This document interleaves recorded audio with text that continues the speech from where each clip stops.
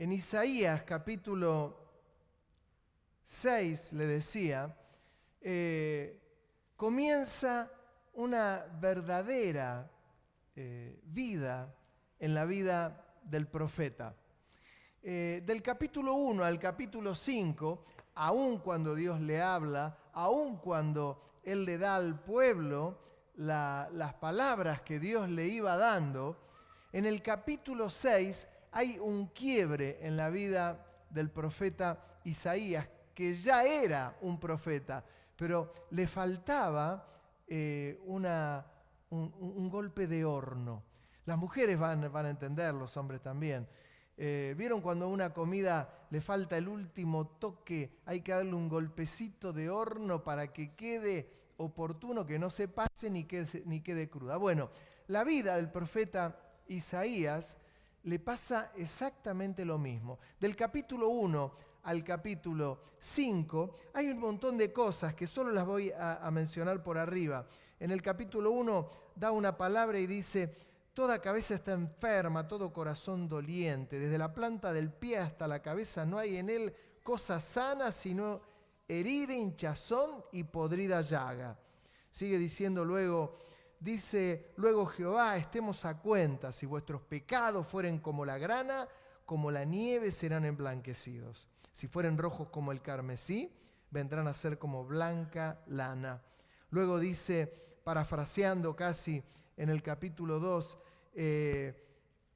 ciertamente tú has dejado tu pueblo, la casa de Jacob, porque están llenos de costumbres traídas del oriente. Y así podemos encontrar cantidad de textos en esos 5 capítulos que por cierto son muy ricos, pero algo pasa en el capítulo 6, y le pido que me acompañe en el verso 1, y dice: en el año en que murió el rey Usías, vi yo al rey sentado sobre un trono alto y sublime, y sus faldas llenaban el templo.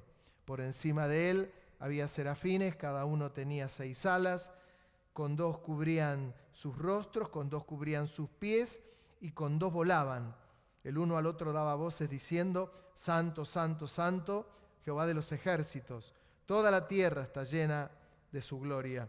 Y los quiciales de las puertas se estremecieron con la voz del que clamaba, y la casa se llenó de humo.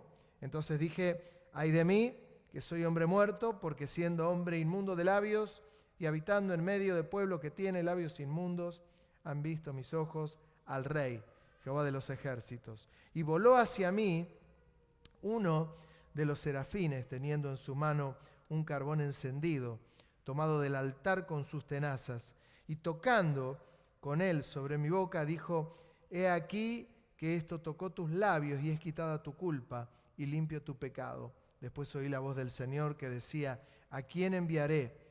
¿Quién irá por nosotros? Entonces respondí yo: heme aquí, envíame a mí. Es decir, que hubo un quiebre rotundo en la vida del profeta, aun cuando en los primeros 5 capítulos fue glorioso lo que dijo y fue inspirado por el Espíritu Santo.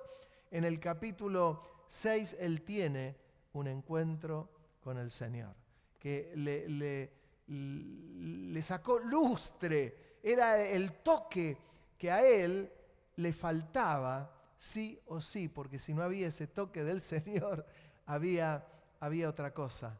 Le faltaba un encuentro con el Señor. Y lo tuvo, de tal manera que vio aquellos serafines que decían: Santo, Santo, Santo, 3 veces santo nuestro Dios. Jehová de los ejércitos, toda la tierra está llena de tu gloria. Toda, toda, toda. Dice que temblaba el lugar, los quiciales, que eran los marcos de las puertas, temblaban, claro, ante la presencia de Dios. Y él dijo: soy hombre muerto, porque soy un hombre de labios inmundos, dijo. Y estoy en medio de un pueblo que está en esa misma situación. Y dice que uno de aquellos seres angelicales con una pinza tomó el carbón encendido y la puso en sus labios y le dijo: te es quitada tu culpa. Que de alguna manera ese carbón encendido que quitó la culpa, porque para Dios no había nada imposible, estaba tipificando lo que era el sacrificio de Cristo en la cruz, que el que quita nuestros pecados es el Cordero de Dios. Amén. El que quita nuestros pecados, el que nos limpia, el que nos libera, el que rompe las cadenas, todas las cadenas. ¿Se acuerdan aquella canción tan viejita que decía, Cristo rompe las cadenas? Bueno, rompe las cadenas, rompe las cadenas, rompe las ataduras, y de tal manera que le quitó la culpa tremendamente y ya fue otro hombre, porque había tenido un encuentro con el Señor. Y encima, cuando Dios le dice, ¿a quién enviaremos? A dar la palabra. Y él dijo, envíame a mí. Y Dios termina diciéndole, te voy a enviar a un pueblo que no te va a escuchar. Así que miren cuán preparada que tiene que estar la vida del profeta para dar una palabra que no va a ser escuchada. Es como si el Señor te dijera a vos, mirá, tenés que salir a predicarle a toda la ciudad, tenés que pararte en el centro de la ciudad y le vas a hablar a todos, pero nadie te va a escuchar. Uno termina diciendo, Señor. Bueno, es ese golpe de horno que sin duda el profeta necesitaba. Pero hubo un envión en él, que es un poco a lo que me voy a referir en esta tarde-noche, y que tiene relación esta decisión que él toma de decir, envíame a mí. Envíame a mí. Es ese paso que uno da. Envíame a mí. Porque él se podría haber quedado quieto, ¿eh? ¿Sabe la cantidad de gente que muchas veces tiene un encuentro con el Señor y se quedan quietos? Y tal vez el Señor dice que tiene algo para él o para ella y se quedan quietos, no se animan. Pero tuvieron un encuentro con el Señor, sí, pero ¿qué faltó? Ese paso, esa decisión de querer servir a Dios. Y eso no lo puede hacer uno por otro, no lo puede hacer. No hay caso. Son actos individuales y personales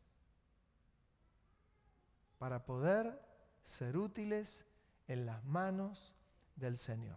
Hay otro caso que es el que yo quiero hacer énfasis. Voy a hacer brevemente uno del Nuevo Testamento, pero hay uno del Antiguo Testamento que justamente ayer me lo refrescaba alguien y dije, qué llamativo, qué tremendo. Pero en el del Nuevo Testamento, ¿dónde se ve reflejado esto? Se ve reflejado cuando el Señor, por ejemplo, lo ve a Simón, que era su nombre, y a Andrés, Simón, que luego fue Pedro, ¿no?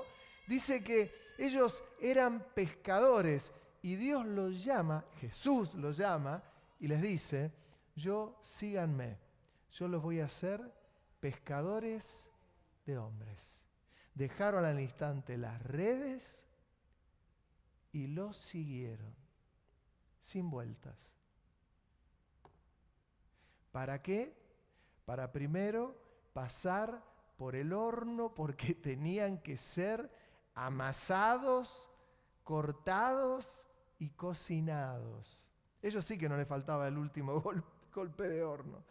3 años y medio los formó el Señor. Todos los días,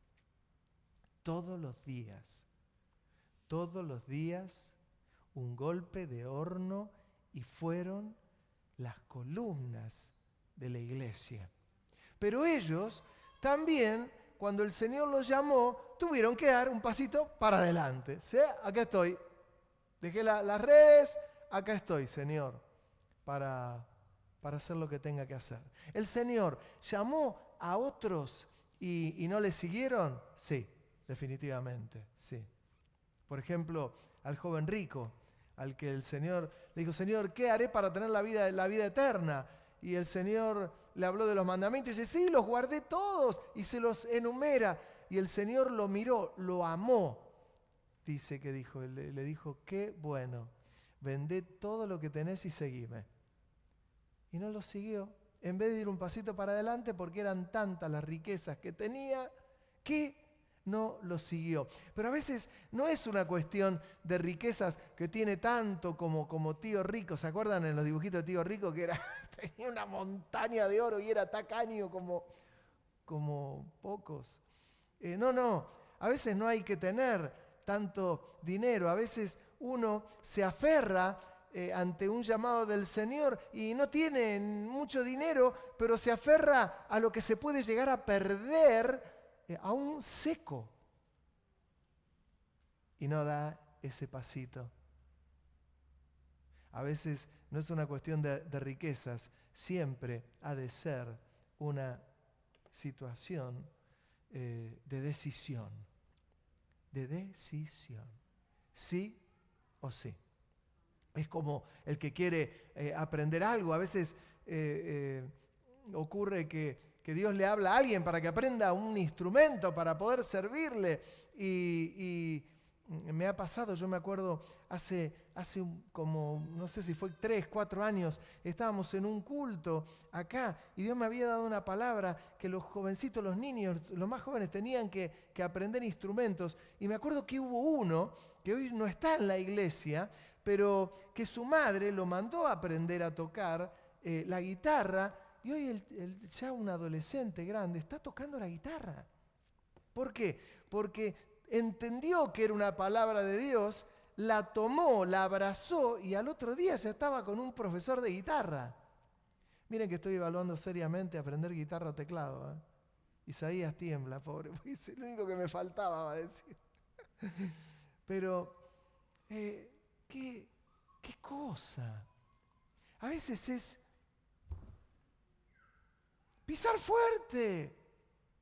Cuando el Señor está caminando sobre las aguas y Pedro está en la barca y que creían que era un fantasma, Pedro dice, Señor, si eres tú, manda que vaya a ti. Y el Señor le dice, ven. Y él se bajó y comenzó a caminar en las aguas. Algunos creen que no, que puso el primer pie y se hundió. No, hermano, comenzó a caminar en las aguas. Y fue camino a donde estaba el Señor. Pero cuando comenzó a ver las olas, la turbulencia, el agua brava, movida, se asustó y se hundió. Y el Señor le dijo que era por falta de fe.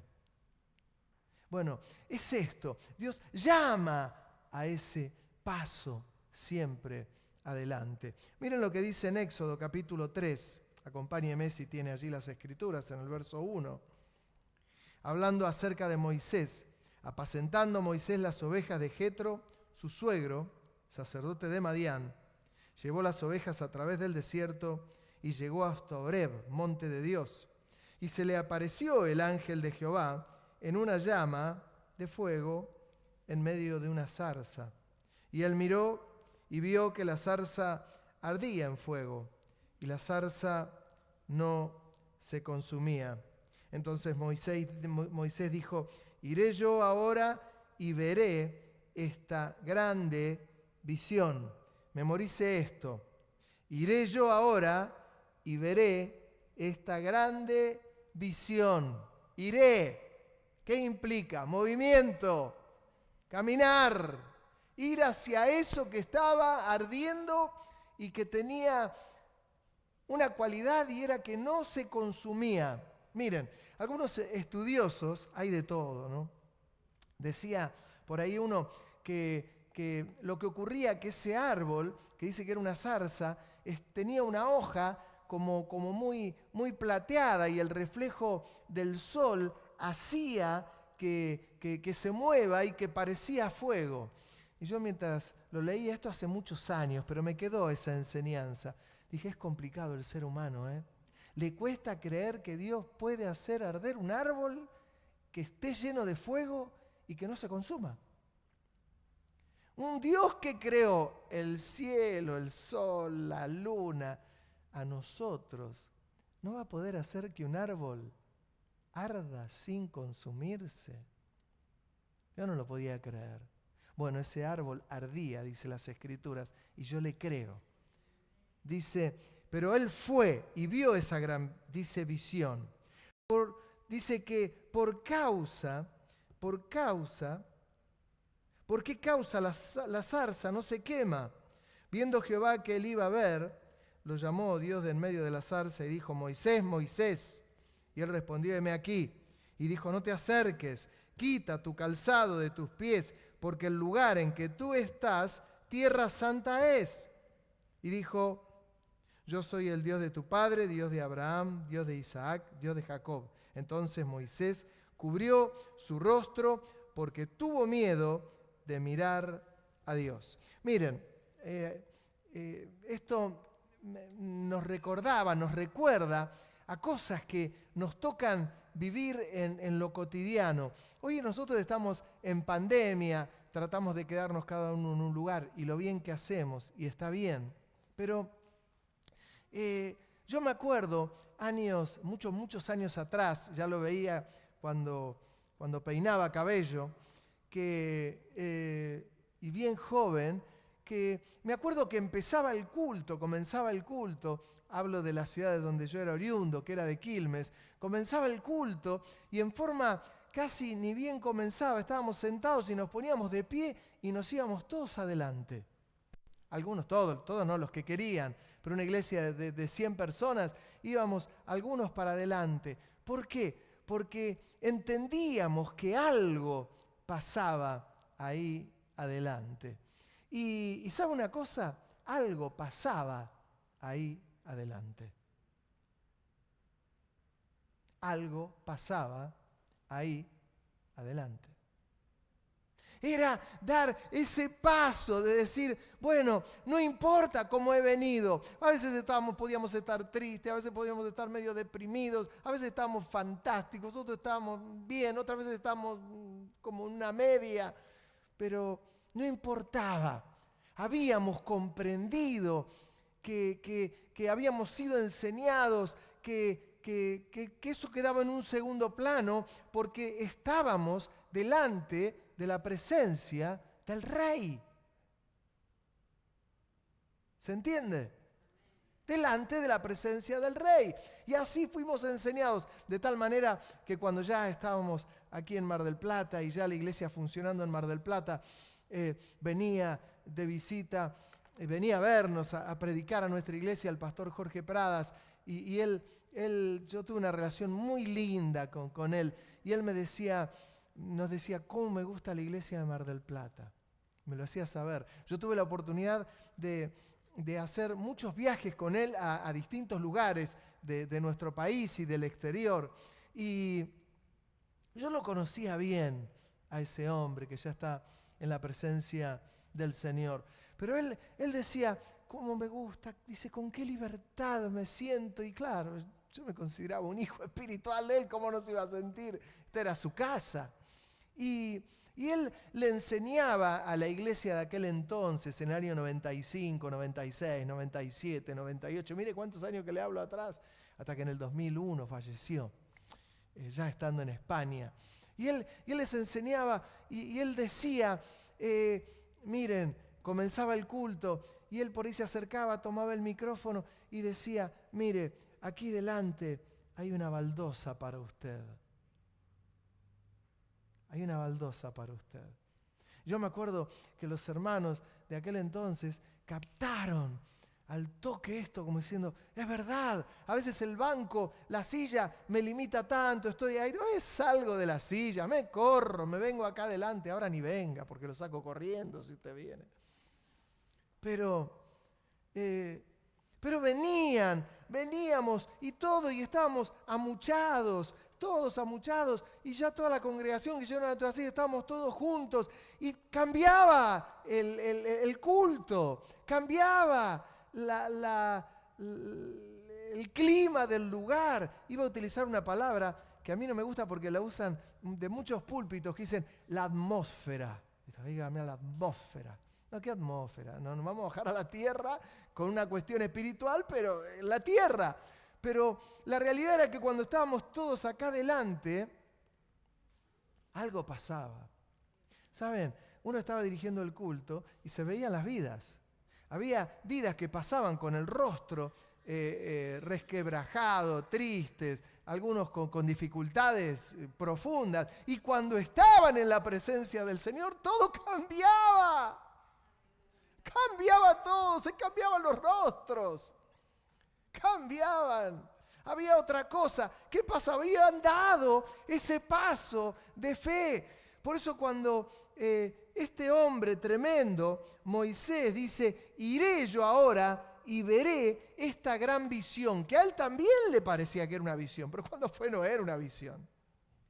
Era un árbol en llamas que no se consumía. Iré a ver esta gran visión, y es ese paso adelante que damos para ver esa gran visión. Y oh sorpresa, me encuentro con la misma presencia de Dios. Es así, es así. Hay un llamado, no para algunos, porque algunos creen que dice, bueno, será para pocos, para los que sean apóstoles, para los profetas, para los pastores, los evangelistas, los maestros. Será para pocos. No, es para todo el pueblo en la presencia de Dios. Todo el pueblo. Porque Dios no tiene una cuestión sectorizada. Usa a hombres y a mujeres. Claro que usa a hombres y a mujeres.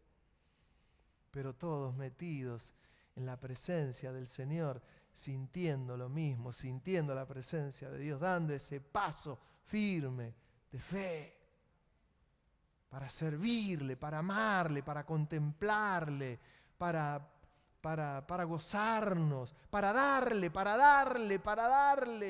Y cuando digo darle, no le estoy metiendo la mano al bolsillo, estoy diciendo para darle toda la gloria, toda la honra, toda la exaltación. Y sí, todo lo que tengo. Porque Él es Dios, porque Él es Señor, porque anhela tener esto con nosotros, su iglesia, porque nos ama.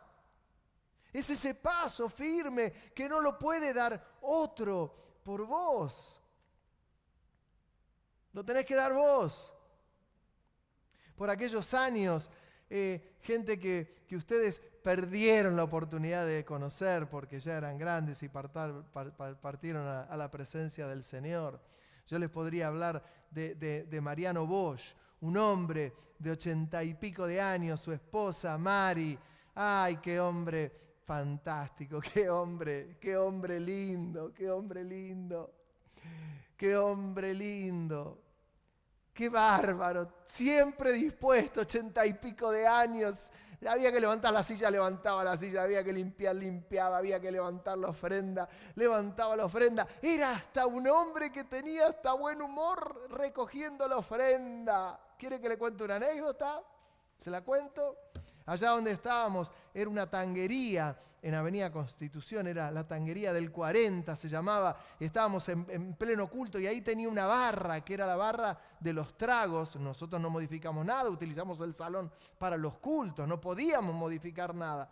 Y este hombre iba recogiendo la ofrenda con la bolsita y había un hermano, porque claro, este hombre, Mariano, era de carne y hueso, que lleno de pasiones pero tenía era tan cómico, era tan bueno, era un hombre hermoso. Y él estaba recogiendo la ofrenda y había un hermano que ya se sabía que él era tacaño por excelencia. Pero era tacaño, ¿eh? Yo no estoy dando nombres, nada. Y este hombre va y con la bolsita y le pasa la ofrenda, y cuando le va a pasar la ofrenda, aprieta la bolsita y el otro tira la moneda y lo mira, y don Mariano era ronco. Él decía, hola, ¿cómo andás? Decía, y lo miró y le dijo, a ver cuánto pusiste, miserable. Dice, y tiró la bolsita. Y cayó la monedita en la barra esa grande, clic, clic, clic, clic, clic, clic. Y le dice, $1 pusiste. Claro, este hermano vino después a contarme, decir, mirá lo que me pasó, ¿cómo me va a hacer esto, don Mariano? Yo no podía dejar de reírme, me tenía que poner serio y no podía.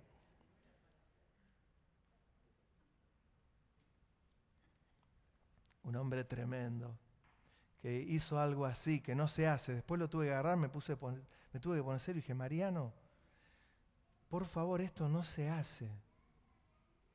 Bueno, me dice, pero este es más miserable, dice. ¿Aprendió la lección? No sé si la aprendió, creo que no. No importa, pero ¿entienden? Pero un hombre que él venía, dejaba la silla, la dejaba a su mujer, aprovechaba para dejarla a la mujer, después la mujer salía de la silla y se le ponía al lado. Y lo veía uno en el culto, en la presencia de Dios. ¿Qué le puedo decir de Amparito? Una mujer así, peticita, chiquitita. ¿Quiénes se acuerdan de Amparito? A ver, levante la mano. Nelson, Dorita. ¿Quién más? A ver, claro. Amparito era así.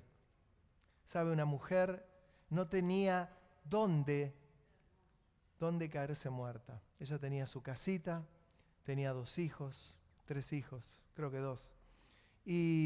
Pero una mujer que uno la veía, ¿cómo estás, Amparito? Siempre peinadita, pelo blanco, canoso. Pastor, ¿cómo le va? Pobrecita. Ella nunca pidió nada, jamás. Era una mujer que era muy grande, tenía 80 y pico de años, no tenía, en ese momento 70 y pico de años, casi 80, no tenía ni jubilación, no tenía pensión, no tenía nada. O tenía una pensión, pero ahí estaba todo muy... Amparito, ¿qué necesitas? Nada, pastor. Trabajaba como podía. Decime, te llevamos mercadería. Ni se le ocurra. Así chiquitita. Un día viene y me dice, yo deseo con todo mi corazón ser fiel al Señor y no puedo porque no sé si no trabajaba, no me acuerdo esa parte cómo era, o si le ayudaba una hija. Pero en un momento viene y me dice, pastor, me salió la jubilación. Amparito, qué bueno, Dios te bendiga. Me dice, pastor, voy a poder devolverle mi diezmo al Señor. Y la agarro a Amparito y le digo, Amparito, ni se te ocurra. Me mira y me dice, usted no me va a robar la bendición. Me pegó una parada de carro. No, Amparito, viene al mes y veo en las ofrendas, vemos que estaba el diezmo de ella, yo lo tomo y se lo llevo y le digo, Amparito, yo quiero que esto, vos lo pusiste y está bien, bárbaro, te lo devuelvo. Me dice, usted me lo devuelve y no vengo más a la iglesia. Sabía lo que quería. Y me dice, me salió algo que estábamos clamando, que estaba clamando a Dios y me sale la jubilación. ¿Cómo no voy a bendecir a Dios? Ese Amparito que yo le menciono era el Amparito que se levantaba de la silla y venía adelante y se ponía a alabar y a glorificar el nombre de Dios. Salía del banco, gente que no tenía vergüenza. Gente que tomaba la decisión de decir, quiero darle a Dios todo lo que Él se merece. Y otros iban como por el impulso. Bueno, pasó Amparito, ¿cómo no voy a pasar yo? Pero se trata de eso, el camino del Señor. Se trata esto, de dar ese paso. Y cuando doy ese paso, lo más probable es que escuche la voz que diga, quita el calzado de los pies, porque el lugar en que estás es santo. Y ahí nos va a temblar todo. Pero miren, rebobinando, ustedes imaginen si Moisés se hubiese quedado así, se abrochaba el saquito, no debería tener saco, se ponía las manos atrás como un viejito, porque es de viejo ponerse la mano atrás. Nelson, la mano adelante siempre. Pero ¿saben? Si hubiese mirado de lejos, hubiese perdido la oportunidad de haber escuchado la voz de Dios y de haber escuchado el mandato que Dios tenía para él. A continuación, Moisés dice que tuvo miedo, no es para menos. Yo sé que algunos que dicen, no, yo si me encuentro con el Señor, ¡oh, Señor, ¿cómo estás? Te estaba esperando. ¿Querés que tomemos unos mates, una factura? Hermano, si tenemos un encuentro así con el Señor, ni en los pelos de las cejas nos van a quedar.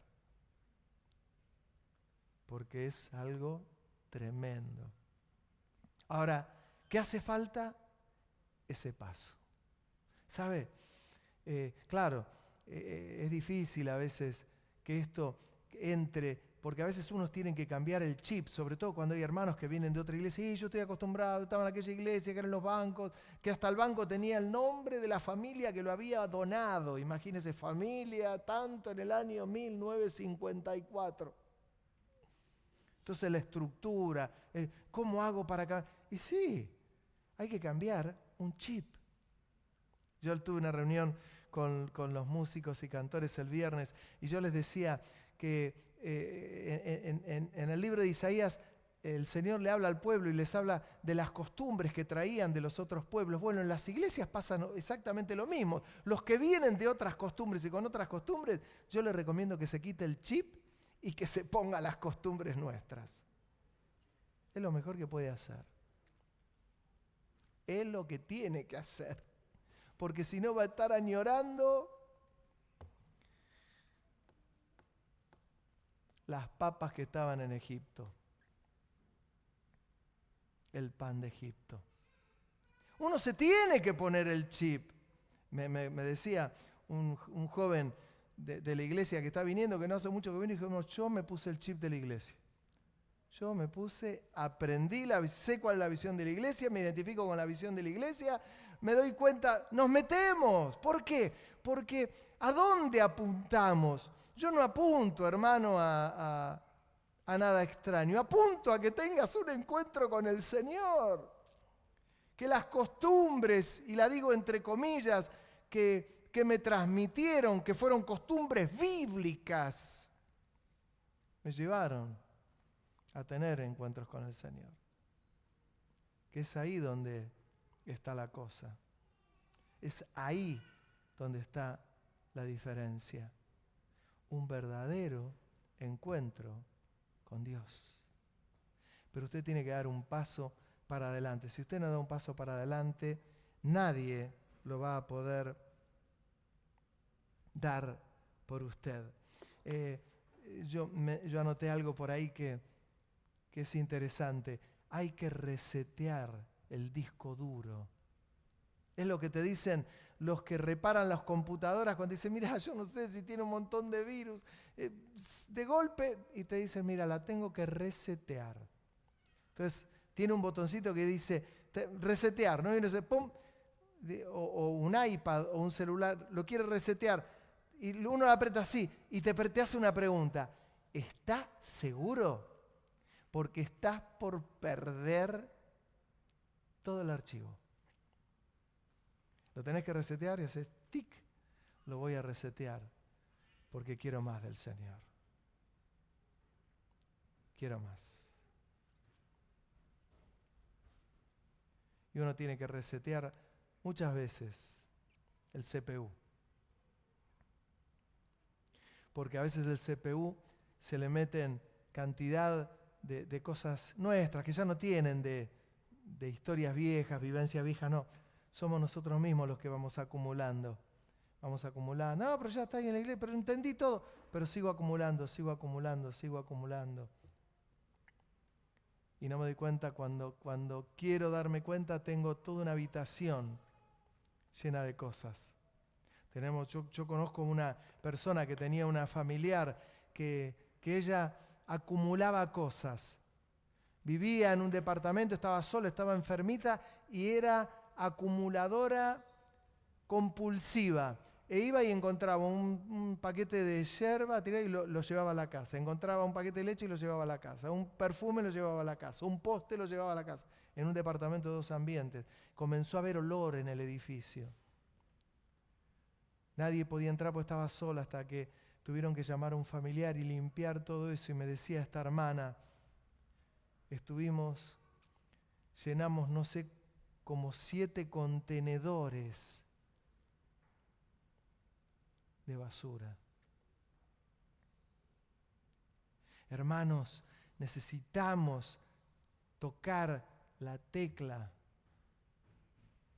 para que comiencen a ocurrir cosas en nuestra propia vida. Yo les decía a los jóvenes que están encargados de la música, del culto, yo les decía, qué importante que es, hermanos, la santidad. Qué importante que es la vida devocional, los esfuerzos y sacrificios, cosas elementales, fundamentales. Sin esfuerzo, sin sacrificio, hermano, no se obtiene nada. Acuérdense cuando sus padres le decían, estudiá para que seas alguien en la vida. Era esfuerzo, era sacrificio. Son puntales en la vida de las personas. Es como una casa que está parada sobre pilotes. La santidad, la vida devocional, el esfuerzo y el sacrificio, la mayordomía. Yo le explicaba qué importante que es ser fieles al Señor. Cuando uno dice al Señor, yo les pregunto, ¿cuántos de ustedes creen que Dios es fiel? Porque lo han experimentado en su vida. Levante la mano. ¿Usted ha experimentado que Dios es fiel en su vida? Tenemos que ser fieles al Señor nosotros con Él, con nuestra mayordomía. Los diezmos son del Señor y a veces se cuesta tanto esto. ¿Por qué? Porque es parte del desorden. En estos 4 puntos que yo les menciono, ¿por qué? Porque es este paso para adelante que no me animo a darlo. Y yo sé que es del Señor, pero no me animo a darle. Es como cuando el Señor lo llamó a Pedro y le dijo, si eres tú, Señor, manda que yo pueda caminar sobre las aguas. Y él le dijo, ven. Y Pedro se largó. La vida devocional. Yo les quiero aconsejar a los matrimonios, tengan una vida devocional profunda. Que el tema de conversación en sus matrimonios sea cuestiones espirituales.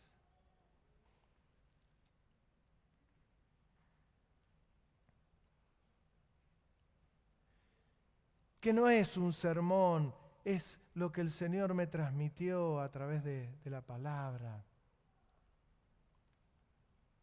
Pero es esto. Hay un llamado de Dios. Hay un llamado para todo de Dios.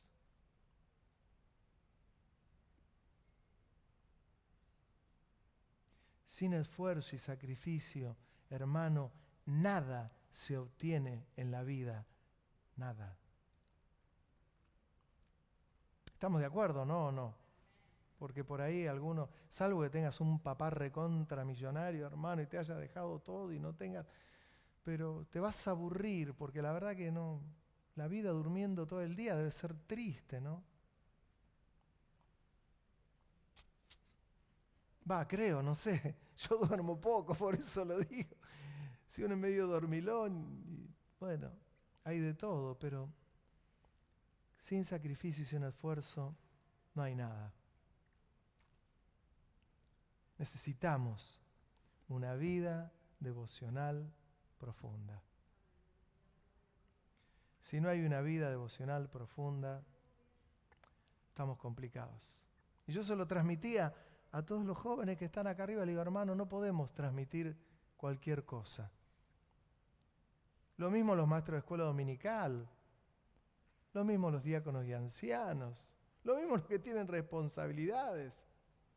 Y los que no tienen responsabilidades, les quiero decir también. ¿Por qué? Porque ustedes son parte de la iglesia, porque el resto es parte de la iglesia.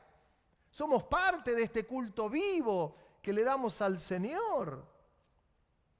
Imagínense cuando en tiempo de no pandemia íbamos a la iglesia de la calle a tener cultos con la gente ahí en la plaza, gente carenciada, con dificultades. No podíamos llevarle cualquier cosa. Teníamos que ir a llevar la presencia de Dios. Es así. Si no hay algo profundo del corazón para darle al Señor, estamos complicados. ¿Terminó Moisés complicado? Sin duda que no. ¿Terminó Isaías complicado? Tampoco, de ninguna manera. Porque no hay nada más lindo que tener un encuentro con el Señor. Nada más lindo que tener un encuentro con el Señor. Esto es algo que lo tienen que meter ustedes, lo tienen que mechar ustedes. No me puedo meter en tu casa. No me puedo meter en tu vida devocional. A veces me ha pasado, más de una vez, venir una mujer y decirme, pastor, no sé qué hacer. Mi marido mira todo el día fútbol. Mi marido mira todo el día televisión. Cuando había televisión, le hablo de años, ¿no? Mira los partidos, mira el tenis, mira el rugby, mira el fútbol, mira el pádel, mira los caballos, No tiene una vida devocional. Y yo decía, ¿lo hablaste con tu marido? Sí, cantidad de veces. ¿Y cómo es tu vida? ¿Tenés una vida devocional? Y la mujer iba a ver qué me va a decir. Tenía una vida devocional esa mujer. Tenía vida devocional. Es que cuando hay vida devocional se nota. ¿Entienden? Se nota. Dios nunca nos va a hablar algo que no sea bíblico, que no esté en las Escrituras. Dios nos va a hablar cosas que tienen relación con las Escrituras. Siempre. Siempre. Sin excepción. Eso hace a tu vida devocional. Al conocimiento de las Escrituras.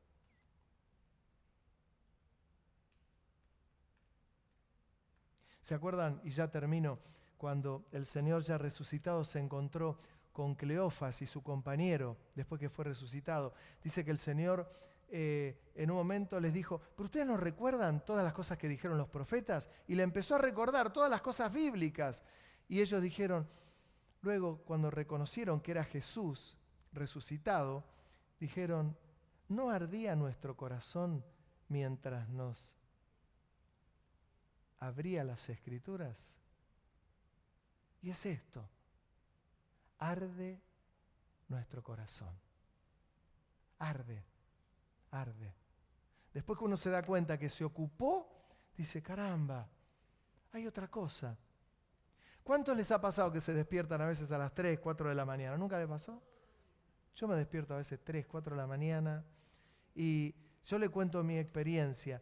A veces me ha pasado estar 2 horas y yo a las 7 ya me levanto. Y he aprendido, hacía rato que no me pasaba, a decir, bueno, agarro la Biblia, tomo la Biblia, la tengo acá, y digo, bueno, en vez de estar pensando, porque uno está pensando a veces cosas que tiene que solucionar, dificultades con los hermanos, a veces hermanos que están enojados, hermano que está rebelde, el otro que se le patinó el moño, y a veces eso, créame que muchas veces me quita el sueño. Me despierto y digo, ¿cómo estará el hermano? Por favor, Señor, pon tu mano. Y en un momento paro, me levanto y agarro, yo leo la Biblia en la computadora y me comienzo a leer las Escrituras. Y después de media hora, 25 minutos, me agarra sueño de nuevo. Digo, Señor, me encomiendo en tus manos. Y otras 2 horitas para poder dormir. Yo se lo recomiendo. Si puede dormir de un tirón, mejor. Pero lo que le voy a recomendar, comience a tener vida devocional.